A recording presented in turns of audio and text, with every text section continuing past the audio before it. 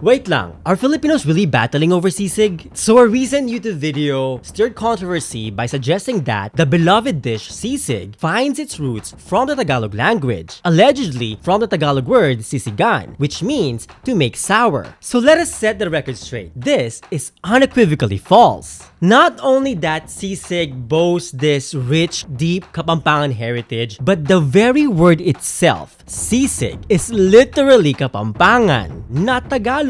And I'll explain this later in the video. So join me on a journey through the roots of sisig, debunking misconceptions, and celebrating the true essence of this beloved dish.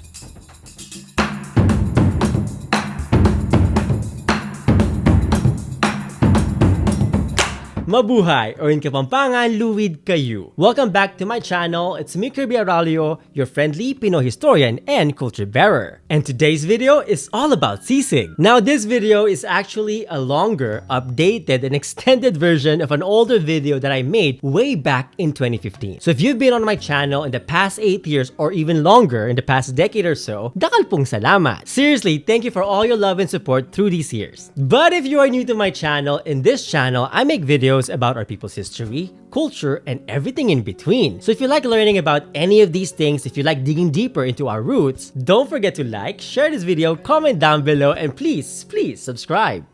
Now, first things first, this word, sisigan, which many have recently claimed to be the Tagalog root word for sisig, does not even exist in any of the oldest Tagalog dictionaries. And I've seen this claim around for the past few years, but I'm still not sure how they came up with this conclusion of this supposedly Tagalog origin of the word, because we all know that the roots of sisig have always been Kapampangan, and it dates back to our pre-colonial ancestors. But sadly, as many of you know, we've lost a lot of our pre-colonial records through the centuries of war and colonialism.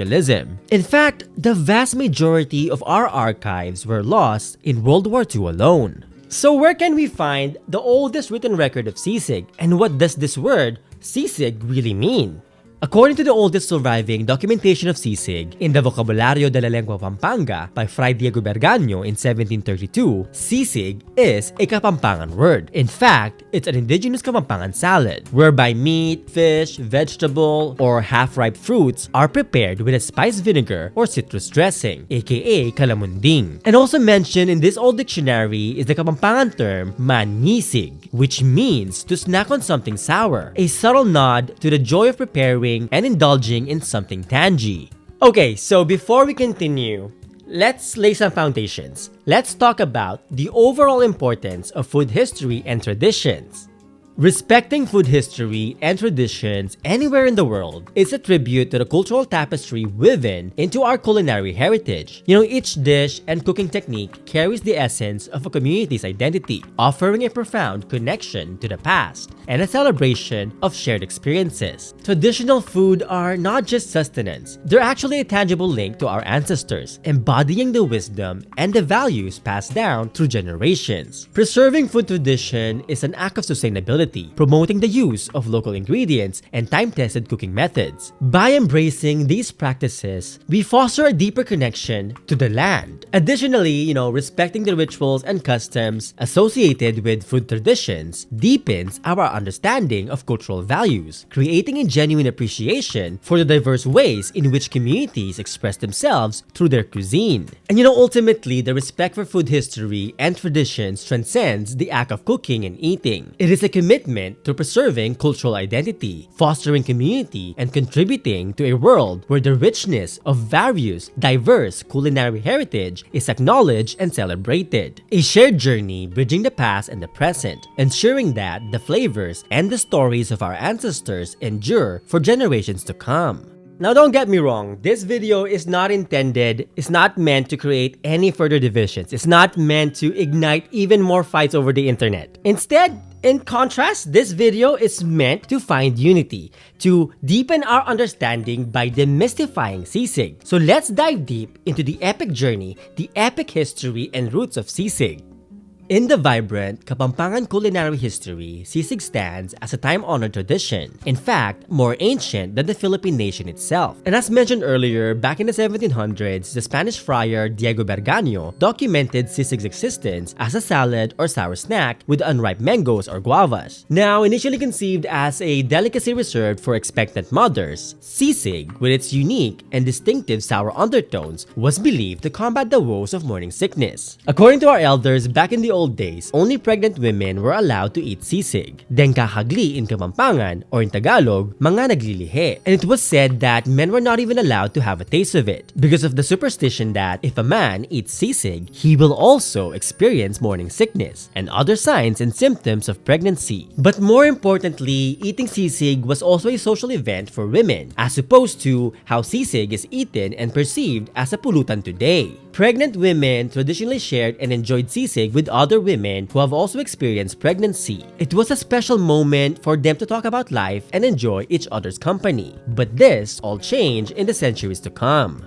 Now, sisig comes in a variety of forms. There are literally countless versions of sisig. And I'm not even just talking about the modern variations of sisig that we find in a variety of restaurants today in different cities. You know, these modern fusions and commercialized versions of sisig. I'm talking about the traditional sisig itself. You know, the sisig that's indigenous to us Kapampangans.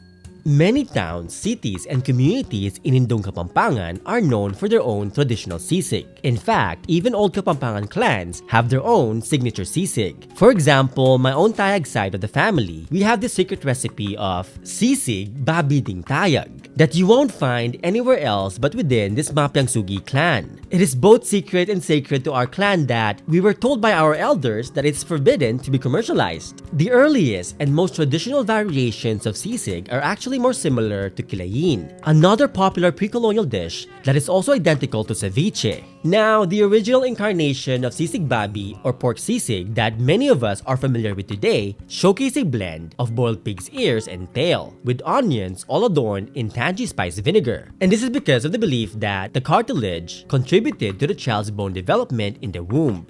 But as mentioned, sisig goes beyond just pork or meat dishes. Here are some 10 examples of, traditional sisig that you probably never heard of.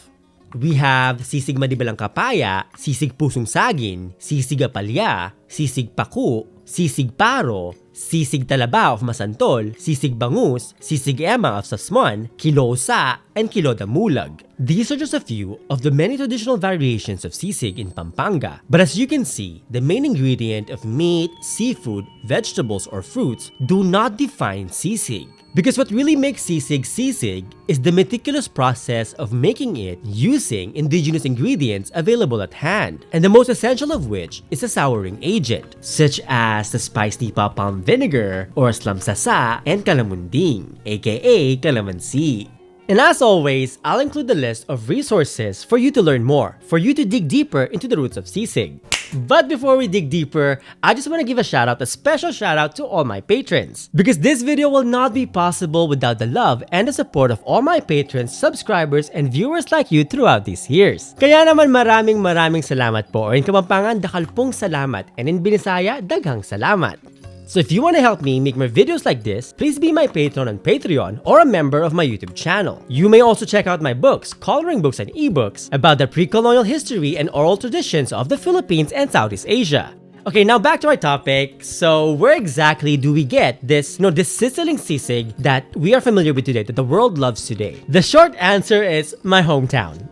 In the heart of Pampanga, Culiat or Angeles City in the late 1960s marked a crucial chapter in sisig's history as cabarets and manisig street vendors introduced sisig as a pulutan.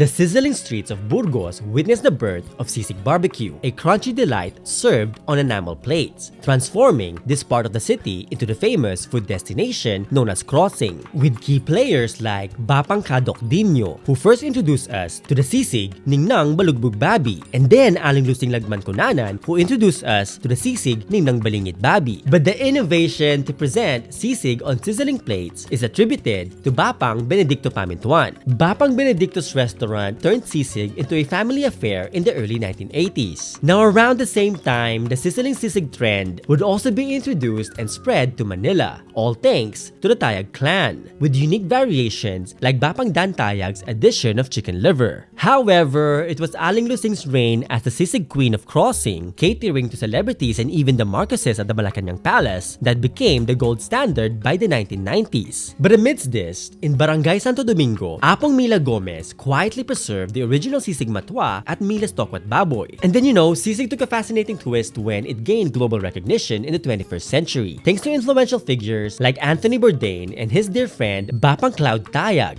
And this paved the way for Bapang Ronnie, the son of Bapang Kadok, to revive his father's legacy in 2021, staying true to his father's recipe of sisig ningnang balugbog babi. This marks a new chapter in the history of sisig, while keeping its timeless flavors alive, showcasing the culture of Kapampangan cuisine that has been enjoyed for centuries. So if you want to learn more about this fascinating evolution and history of today's sizzling pork sisig, check out Bapang Mike Pangalinan's well-researched documentation and article on the history of sisig, how Angeles City kept reinventing a traditional Kapampangan delicacy.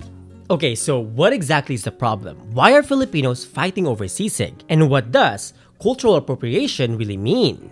So for those who may not know, cultural appropriation refers to the act of borrowing or taking elements from one culture and integrating them into another, often without proper understanding or respect for the cultural context. While cultural exchange can foster understanding and appreciation, appropriation becomes problematic when it involves the misuse or commodification of sacred symbols, rituals, or traditions. It can, perpetuate stereotypes, further marginalize communities, and undermine the authenticity of the original cultural practices. And thus, sensitivity and awareness are crucial in navigating the fine line between appreciation and appropriation, encouraging a more inclusive and respectful approach to cultural interactions.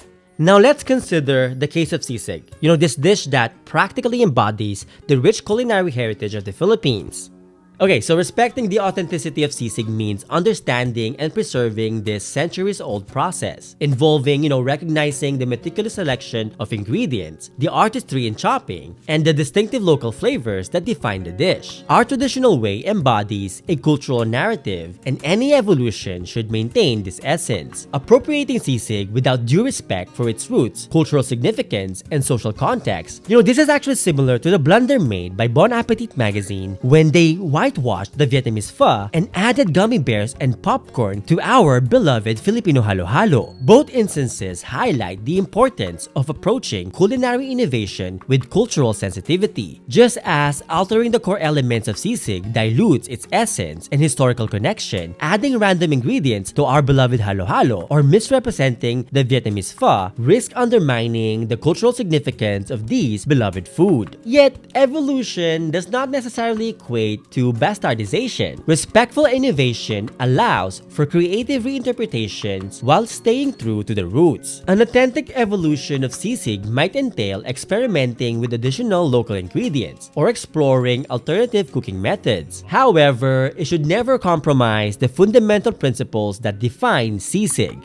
Bastardizing this dish would involve altering its core components to the extent that it loses its cultural significance and historical connection. And so in navigating food culture, adopting elements without a deeper understanding blurs the line between respectful celebration and misappropriation. The essence of true respect for food history lies in acknowledging its deep roots, embracing authentic evolution, and avoiding practices that disconnect a dish from its cultural origins. In the case of sisig, honoring the process, ingredients, and cultural context ensures that sisig's legacy is upheld with dignity and authenticity. The Kapampangans' outrage over the misrepresentation of sisig underscores a collective frustration due to the neglect of authentic representation. And let's be honest, this is actually reflecting a similar profound sense of betrayal, cultural betrayal, among the broader Filipino communities when witnessing the distortion of our culinary heritage. Like the viral reactions to the unconventional whitewashing additions to halo-halo, like popcorns in halo-halo, because these instances signify a disconnect from the rich histories and meticulous process tied to these beloved dishes. But instead of being divisive, this outcry should be seen as a compelling call to preserve respect and understanding the importance of authentic representation and appreciation for the cultural narratives embedded in each flavorful bite. Now, don't get me wrong, I'm not here to, rain on anyone's parade. I'm not yucking anyone's yum. In fact, you may add your own twists and turns and, craft your own unique versions of sisig that speaks to your taste buds. I mean, I've done it myself many times, exploring and, creating my own flavorful versions of sisig, my own interpretations of this sacred dish. But, no matter what you do with it, we must respect sisig and its roots. Its Kapampangan roots.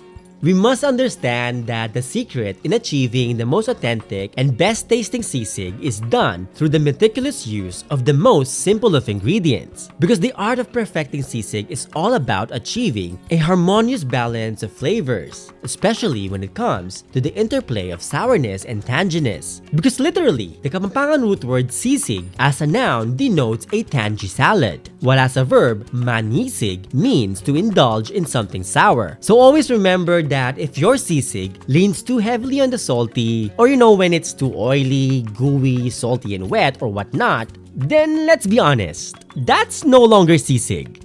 And that is it for me today. So let us know what you think about today's topic in the comments below. And let us know in the comments, what are your top 5 favorite Filipino food? I mean, for me, sisig would always be in the top 5. Not just because I'm Kapampangan, but because of its deep history, its rich culinary heritage, its evolution through history, through the centuries, that reflects the resilience and the ingenuity of our people. But of course, before I go, today's special shoutout goes to Bapang Mike Tayag Manaloto Pangilinan, Darang Joy Tayag Lansang Cruz, and the entire team behind the Aguman Sinupan Singsing Center for Kapampangan Cultural Heritage. For all your hard work in documenting and preserving our people's deep history and colorful traditions. Nakalpong salamat kay Hongan Luwid kayo. See you next time when Tagalog kita kits and in Kapampangan, Miki Takes and in Binisaya, kita ay ta.